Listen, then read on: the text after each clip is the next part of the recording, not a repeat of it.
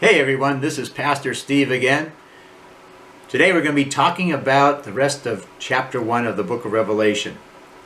Last time I said that this book is signified or symbolized, Revelation 1:1. Also, that those who read and hear and keep it will be blessed. Chapter 1 verse 3 says it's a book of prophecy. Therefore, those who say it was all fulfilled in the past, I don't think so. It's yet to be fulfilled. And so this morning we're going to be talking about the vision that John had seeing Jesus Christ. So I'm in verse 10. As Jesus appeared to him, a great voice came saying, I am the Alpha and Omega, the first and the last. And what you see, write in a book, and send it to the 7 churches which are in Asia, to Ephesus, Smyrna, Pergamum, Thyatira, Sardis, Philadelphia, and Laodicea. I have a comment here from Frank Boyd, a great Bible teacher, in his book about Revelation. And he said that the letters to the 7 churches have 4-fold application. To the churches that existed at the time of John in the 1st century, to the church for all time, revealing spiritual condition of various churches in history, to any individuals who, in reading this book, find their spiritual condition in it, and the warnings and exhortations apply to that individual. And then, over history, it seems to describe the history of the church from the 1st century until the rapture. And so I believe that there is truth in all 4 applications and hope to be able to present that in the coming time that we discuss it. Now, starting in verse 12 is a description of what John is seeing when Jesus appears to him. In verse 12 he mentions 7 golden candlesticks or lampstands. And here I want to begin to explain the symbolism. Chapter 1 and verse 20 tells us that the 7 candlesticks or lampstands are the 7 churches. So that is a symbolism. And we go on from there.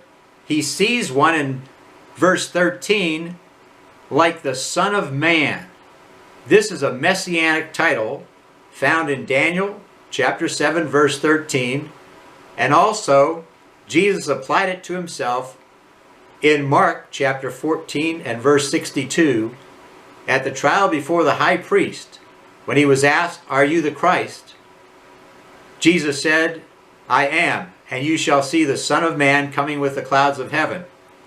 That title Son of Man was messianic, and he was referring back to the Old Testament book of Daniel chapter 7 verse 13. And the Jews of that time would know that he was claiming to be the Christ, the Messiah. By the way, let me put this in. The title Christ comes from the Greek Christos, and it means the Anointed One. The title Messiah comes from the Hebrew Mashiach, and also means the Anointed One. So Christ and Messiah are synonymous titles. They are a specific ministry for Jesus Christ, for Jesus to be the Christ and fulfill the prophecies of the coming of the Messiah. And so we go on. The description here of the beautiful clothes that he was wearing, and once again talking about the 7 lampstands, indicates priesthood. The book of Hebrews talks about Jesus as the high priest under the order of Melchizedek, a new order of priesthood that is eternal. And so here we see a vision of the resurrected Christ. Many times, and with good reason, we think of Christ dying on the cross. But we also need to remember that Jesus was resurrected and he's no longer on the cross. And he is in this glorious heavenly appearance that is described here in Revelation 1. In verse 17, John falls at his feet as if dead. He is afraid. And Jesus says to him, Do not be afraid. I am the first and last, he who lives I am alive forevermore. I have the keys of Hades and of death. And so, as we begin our study of Revelation, there are things in this book that can be fearful. I hope to explain them in such a way that they will give hope and not fear. But Jesus himself said, do not be afraid. And remember, Revelation 1:3 says this book is a blessing. And so there's one more thing I want to point out, and that is in verse 16. Jesus had in his right hand 7 stars, another symbolism.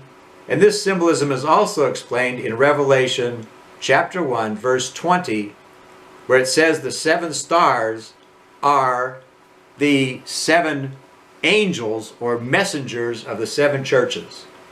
And I believe in context this is talking to the church leadership.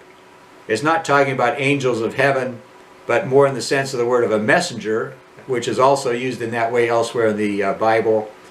So he's writing to the churches and the leaders, and next time we will begin a more detailed study of these 7 churches in chapter 2. Thank you, and God bless you.